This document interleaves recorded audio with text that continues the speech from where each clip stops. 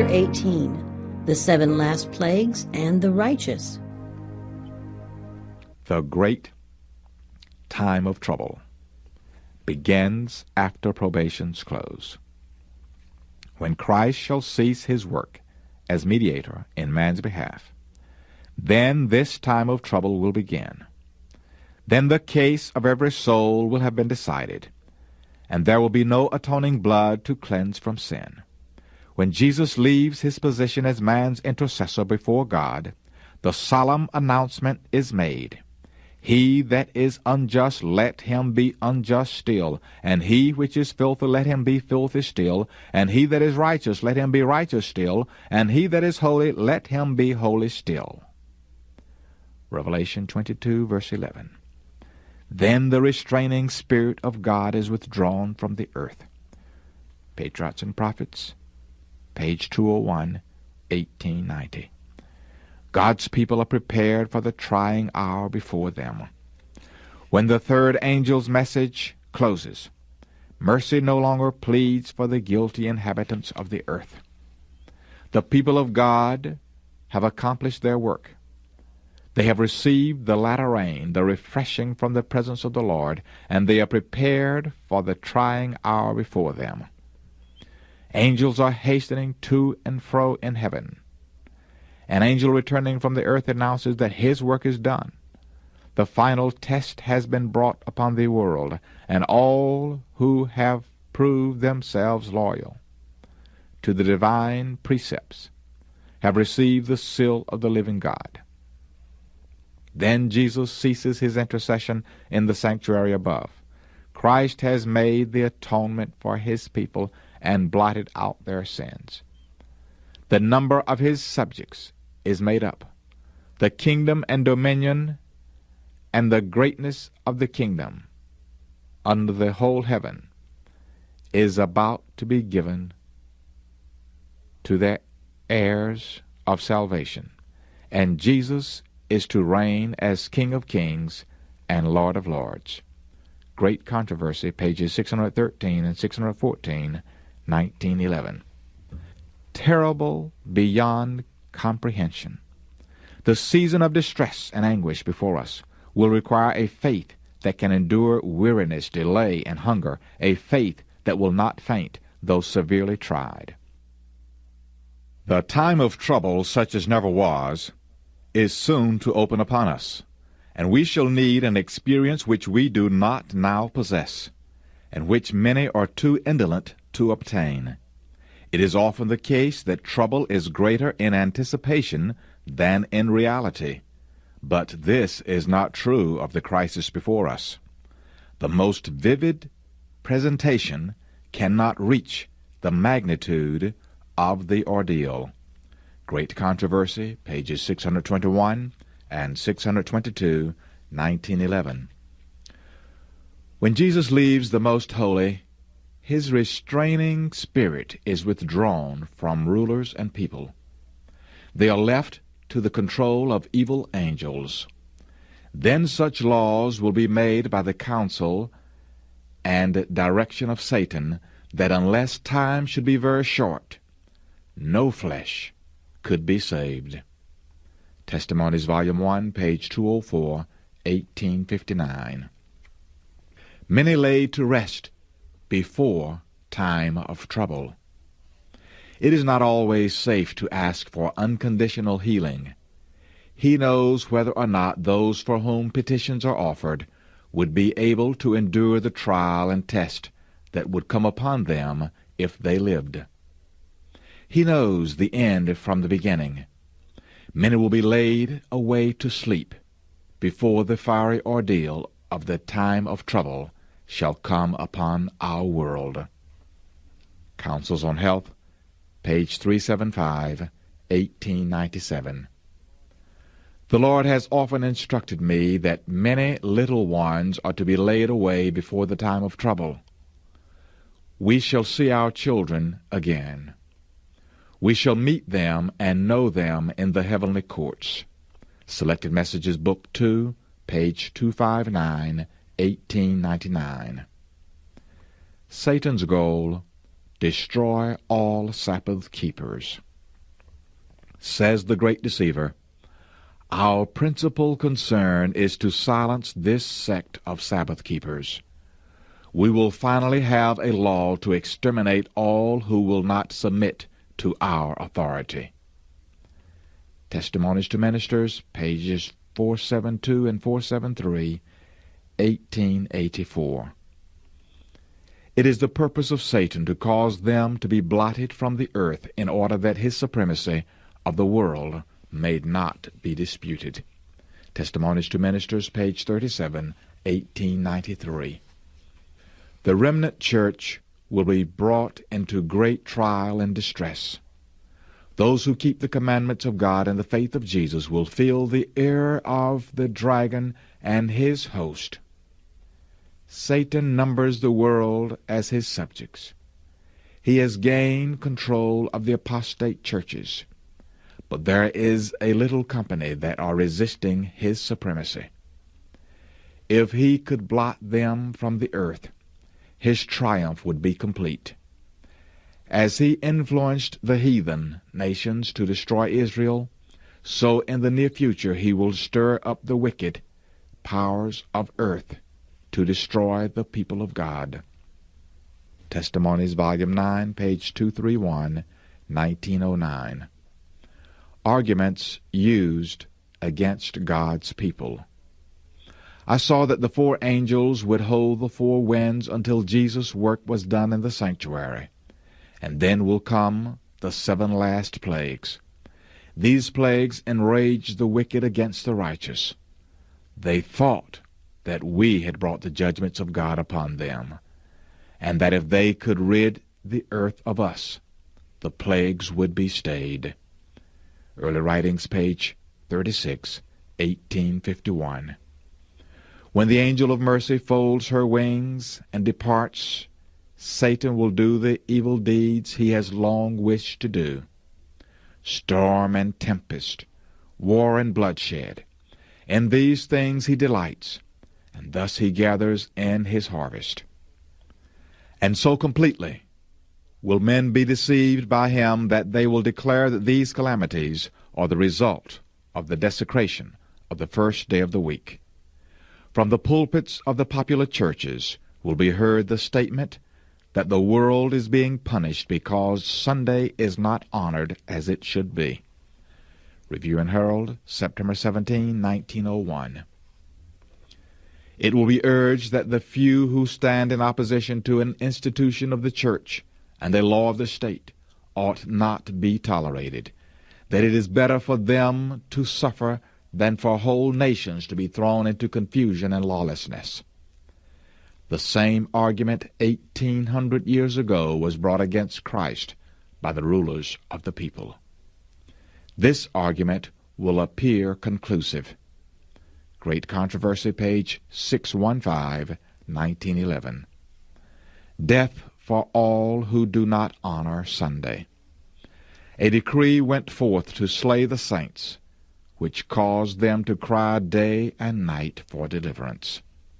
Early Writings, pages 36 and 37, 1851.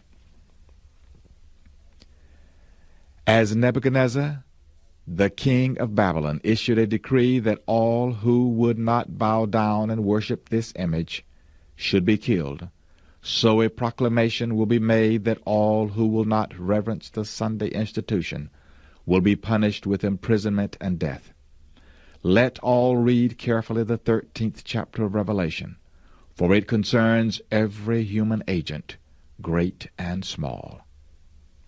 Manuscript Release, Volume 14, page 91, 1896. The time of trouble is about to come upon the people of God. Then it is that the decree will go forth forbidding those who keep the Sabbath of the Lord to buy or sell, and threatening them with punishment and even death if they do not observe the first day of the week as the Sabbath. In Heavenly Places, page 344, 1908. The powers of earth uniting to war against the commandments of God will decree that all, both small and great, rich and poor, free and bond, Revelation chapter 13, verse 16, shall conform to the customs of the church by the observance of the false Sabbath. All who refuse compliance will be visited with civil penalties, and it will finally be declared that they are deserving of death. Great Controversy, page 604, 1911.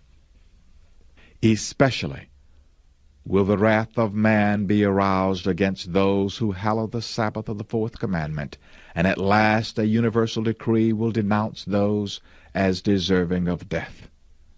Prophets and Kings, page 512, 1914. Death decree similar to that issued by Ahasuerus. The decree will finally go forth against the remnant people of God, will be very similar to that issued by Ahasuerus against the Jews. Today the enemies of the true church see in the little company keeping the Sabbath commandment a Mordecai at the gate. The reverence of God's people for his law is a constant rebuke to those who have cast off the fear of the Lord and are trampling on his Sabbath. Prophets and Kings, page 605, 1914. I saw the leading men of the earth consulting together, and Satan and his angels busy around them. I saw a writing, copies of which were scattered in different parts of the land, giving orders that unless the saints should yield their peculiar faith, give up the Sabbath, and observe the first day of the week, the people were at liberty after a certain time to put them to death. Early Writings, pages 282 and 283, 1858.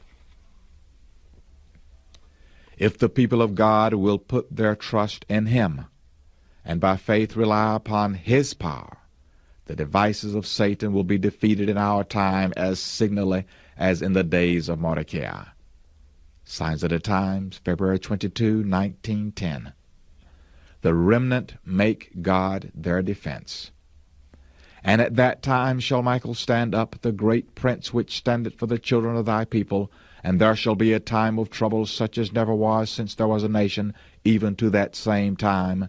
And at that time thy people shall be delivered, every one that shall be found written in the book. Daniel chapter 12, verse 1. When this time of trouble comes, every case is decided. There is no longer probation, no longer mercy for the impenitent. The seal of the living God is upon his people. This small remnant, unable to defend themselves in the deadly conflict with the powers of earth that are marshaled by the dragon host, make God their defense. The decree has been passed by the highest earthly authority that they shall worship the beast and receive his mark under pain of persecution and death. May God help his people now, for what can they do in such a fearful conflict without his assistance? Testimonies to the Church, Volume 5, pages 212 and 213, 1882. God's people flee the cities, many imprisoned. As the decree issued by the various rulers of Christendom against commandment keepers shall withdraw the protection of government and abandon them to those who desire their destruction, the people of God will flee from the cities and villages and associate together in companies, dwelling in the most desolate and solitary places. Many will find refuge in the strongholds of the mountains, but many of all nations and of all classes, high and low, rich and poor, black and white, will be cast into the most unjust and cruel bondage. The beloved of God pass weary days bound in chains, shut in by prison bars, sentenced to be slain, some apparently left to die of starvation in the dark and loathsome dungeons. Great Controversy, page 626, 1911. Though a general decree has fixed the time when commandment keepers may be put to death, their enemies will in some cases anticipate the decree, and before the time specified will endeavor to take their lives. But none can pass the mighty guardian station about every faithful soul. Some are assailed in their flight from the cities and villages, but the swords raised against them break and fall powerless as a straw. Others are defended by angels in the form of men of war. Great Controversy, page 631, 1911. The people of God are not at this time all in one place. They are in different companies and in all parts of the earth. And they will be tried singly, not in groups. Everyone must stand the test for himself. Seventh-day Adventist Bible Commentary, Volume 4, page 1143, 1908. The faith of individual members of the church will be tested as though there were not another person in the world. Seventh-day Adventist Bible Commentary, Volume 7, page 983, 1890. Houses and lands of no use.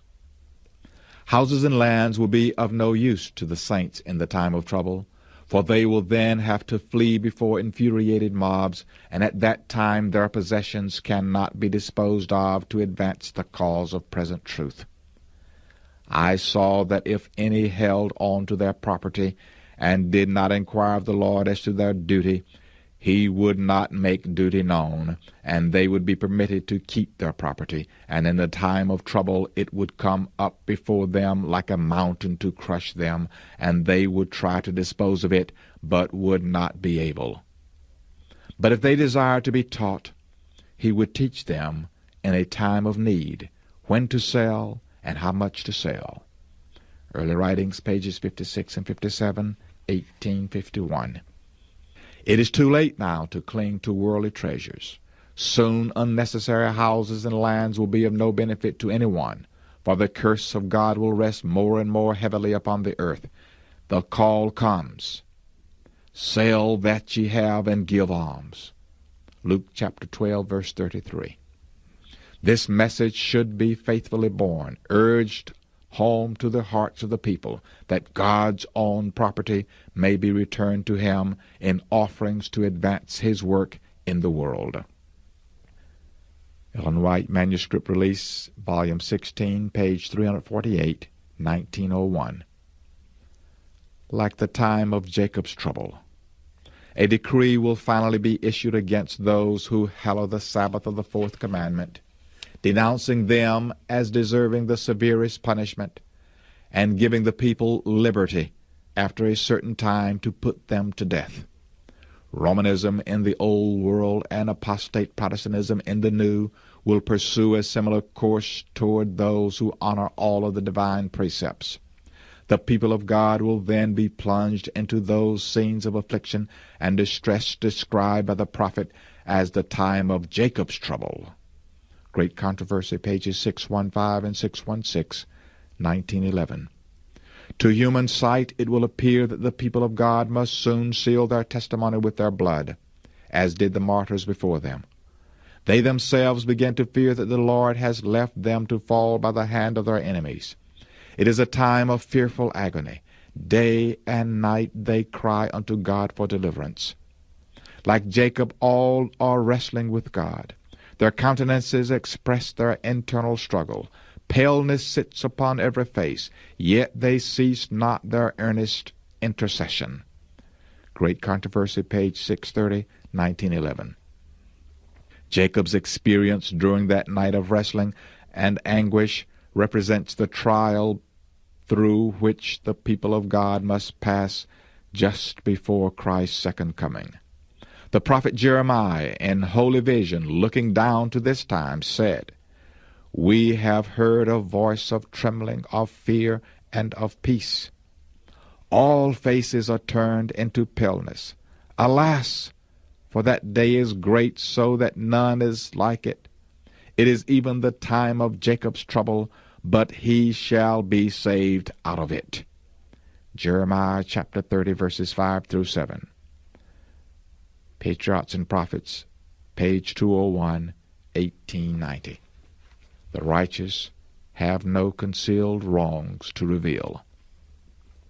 In the time of trouble, if the people of God had unconfessed sins to appear before them while tortured with fear and anguish, they would be overwhelmed. Despair would cut off their faith, and they could not have confidence to plead with God for deliverance. But while they have a deep sense of their unworthiness, they have no concealed wrongs to reveal. Their sins have gone before to judgment, and they have been blotted out, and they cannot bring them to remembrance. Great Controversy, page 620, 1911. God's people will have a deep sense of their shortcomings, and as they review their lives, their hopes will sink. But remembering the greatness of God's mercy and their own sincere repentance, they will plead His promises made through Christ to helpless, repenting sinners. Their faith will not fail because their prayers are not immediately answered. They will lay hold of the strength of God as Jacob laid hold of the angel, and the language of their souls will be, I will not let thee go except thou bless me. Patriarchs and Prophets, page 202, 1890. The saints will not lose their lives. God will not suffer the wicked to destroy those who were expecting translation, and who will not bow to the decree of the beast or receive his mark. I saw that if the wicked were permitted to slay the saints, Satan and all his evil host, and all who hate God would be glorified. And oh, what a triumph it would be for his satanic majesty to have power in the last closing struggle over those who had so long waited to behold him whom they loved. Those who have mocked at the idea of the saints going up will witness the care of God for his people and behold their glorious deliverance. Early Writings, page 284, 1858. The people of God will not be free from suffering, but while persecuted and distressed, while they endure privation and suffer for want of food, they will not be left to perish. Great Controversy, page 629, 1911. If the blood of Christ's faithful witnesses were shed at this time, it would not, like the blood of the martyrs, be a seed sown to yield a harvest for God. Great Controversy, page 634, 1911. God will provide. The Lord has shown me repeatedly that it is contrary to the Bible to make any provision for our temporal wants in the time of trouble. I saw that if the saints had food laid up by them, or in the field in the time of trouble, when sword, famine, pestilence are in the land, it will be taken from them by violent hands, and strangers would reap their fields. Then will be the time for us to trust wholly in God, and He will sustain us. I saw that our bread and water will be sure at that time, and that we shall not lack or suffer hunger. For God is able to spread a table for us in the wilderness. If necessary, He would send ravens to feed us, as He did to feed Elijah, or rain manna from heaven, as He did for the Israelites. Early Writings, page 56, 1851. I saw that a time of trouble was before us, when stern necessity will compel the people of God to live on bread and water. In the time of trouble, none will labor with their hands. Their sufferings will be mental, and God will provide food for them. Ellen White Manuscript number 2, 1858. The time of trouble is just before us, and then stern necessity will require the people of God to deny self and to eat merely enough to sustain life. But God will prepare us for that time. In that fearful hour, our necessity will be God's opportunity to impart His strengthening power and to sustain His people. Testimonies to the Church, Volume 1, page 206, 1859. Bread and water is all that is promised to the remnant in the time of trouble. The Store of Redemption, page 129, 1870. In the time of trouble, just before the coming of Christ, the righteous will be preserved through the ministration of heavenly angels. Patriarchs and Prophets, page 256, 1890. No intercessor, but constant communion with Christ. Christ has made the atonement for his people and blotted out their sins. The number of his subjects is made up. When he leaves the sanctuary, darkness covers the inhabitants of the earth. In that fearful time, the righteous must live in the sight of a holy God without an intercessor. Great Controversy, pages 613 and 614, 1911. Will the Lord forget his people in this trying hour? Though enemies may thrust them into prison, yet dungeon walls cannot cut off the communication between their souls and Christ. One who sees their every weakness, who is acquainted with every trial, is above all earthly powers, and angels will come to them in lonely cells, bringing light and peace from heaven. The prison will be as a palace, for the rich in faith dwell there, and the gloomy walls will be lighted up with heavenly light, as when Paul and Silas prayed and sang praises at midnight in the Philippian dungeon. Great Controversy, pages 626 and 627, 1911. Could men see with heavenly vision, they would behold companies of angels that excel in strength, stationed about those who have kept the word of Christ's patience. With sympathizing tenderness, angels have witnessed their distress and have heard their prayers. They are waiting the word of their commander to snatch them from their peril. The precious Savior will send help just when we need it. Great Controversy, pages 630 and 633, 1911. It is impossible to give any idea of the experience of the people of God who shall be alive upon the earth when celestial glory and a repetition of the persecutions of the past are blended. They will walk in the light proceeding from the throne of God. By means of the angels, there will be constant communication between heaven and earth. In the midst of the time of trouble that is coming, a time of trouble such as not been since there was a nation, God's chosen people will stand unmoved. Satan and his host cannot destroy them, for angels that excel in strength will protect them. Testimonies to the Church, Volume 9, pages 16 and 17, 1909. God's people cherish no sinful desires. Now, while our great high priest is making the atonement for us, we should seek to become perfect in Christ. Not even by a thought could our Savior be brought to yield to the power of temptation. Satan finds in human hearts some point where he can gain a foothold. Some sinful desire is cherished, by means of which his temptations assert their power. But Christ declared of himself, "The prince of this world cometh and hath nothing in me." John 14, verse 30. Satan could find nothing in the Son of God that would enable him to gain the victory. He had kept the Father's commandments, and there was no sin in him that Satan could use to his advantage. This is the condition in which those must be found who shall stand in that time of trouble. Great Controversy, page 623, 1911. The battle against self continues. So long as Satan reigns, we shall have self to subdue, besetting sins to overcome. So long as life shall last, there will be no stopping place, no point which we can reach and say, "I have fully attained." Sanctification is the result of lifelong obedience. Acts of the Apostles, pages 560 and 561, 1911. Constant war against the carnal mind must be maintained, and we must be aided by the refining influence of the grace of God, which will attract the mind upward and habituate it to meditate upon pure and holy things.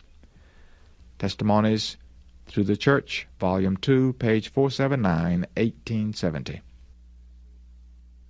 We may create an unreal world in our own mind or picture an ideal church where the temptations of Satan no longer prompt to evil, but perfection exists only in our imagination. Review and Herald, August 8, 1893. When human beings receive holy flesh, they will not remain on the earth, but will be taken to heaven. While sin is forgiven in this life, its results are not now wholly removed. It is at his coming that Christ is to change our vile body, that it may be fashioned like unto his glorious body. Selected Messages, Book 2, page 33, 1901. The 144,000. They sing a new song before the throne, a song which no man can learn save the 144,000. It is the song of Moses and the Lamb, a song of deliverance. None but the 144,000 can learn that song, for it is the song of their experience, an experience such as no other company have ever had. These are they which follow the Lamb whithersoever he goeth. These, having been translated from the earth, from among the living, are counted as the first fruits unto God and to the Lamb. Revelation chapter 15, verses 2 and 3, and chapter 14, verses 1 through 5. These are they which came out of great tribulation. They have passed through the time of trouble such as never was since there was a nation. They have endured the anguish of the time of Jacob's trouble. They have stood without an intercessor through the final outpouring of God's judgments. Great Controversy, pages 648 and 649, 1911. It is not his will that they shall get into controversy over questions which will not help them spiritually, such as, who is to compose the 144,000? This those who are the elect of God will in a short time know without question. Selected Messages, Book 1, page 174, 1901. God's people delivered. Satan's host and wicked men will surround them and exult over them, because there will seem to be no way of escape for them. But in the midst of their revelry and triumph, there is heard peal upon peal of the loudest thunder. The heavens have gathered blackness, and are only illuminated by the blazing light and terrible glory from heaven, as God utters his voice from his holy habitation. The foundations of the earth shake. Buildings totter and fall with a terrible crash. The sea boils like a pot, and the whole earth is in terrible commotion. The captivity of the righteous is turned, and with sweet and solemn whisperings they say to one another, "We are delivered. It is the voice of God." Testimonies, Volume 1, pages 353 and 354, 1862. When the protection of human laws shall be withdrawn from those who honor the law of God, there will be in different lands a simultaneous movement for their destruction. At the appointed time, in the decree draws near, the people will conspire to root out the hated sect. It will be determined to strike in one night a decisive blow, which shall utterly silence the voice of dissent and reproof.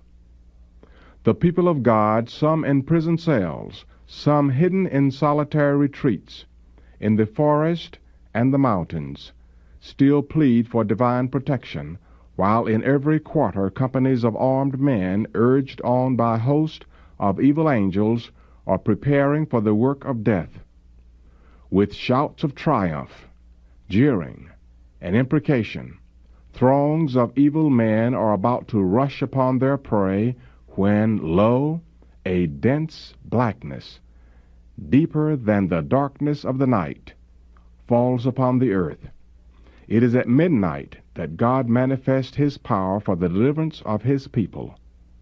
In the midst of the angry heavens is one clear space of indescribable glory, whence comes the voice of God like the sound of many waters, saying, "It is done." Revelation chapter 16, verse 17. That voice shakes the heavens and the earth. The proudest cities of the earth are laid low. The lordly palaces upon which the world's great men have lavished their wealth in order to glorify themselves are crumbling to ruin before their eyes. Prison walls are rent asunder, and God's people, who have been held in bondage for their faith, are set free.